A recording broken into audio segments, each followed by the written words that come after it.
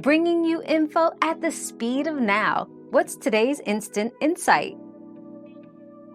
Frequent hiccups in the womb are generally considered normal and are a sign that the baby's nervous system is developing properly. Occurring from the second trimester onward, they result from the baby's involuntary diaphragm contractions as they practice breathing motions. If you notice an increase in hiccuping frequency or have concerns, it's always best to discuss them with your healthcare provider to ensure everything is progressing healthily. Our quest for knowledge never ends. Thanks for being part of today's discovery. Subscribe, like, and share to join us on the next one.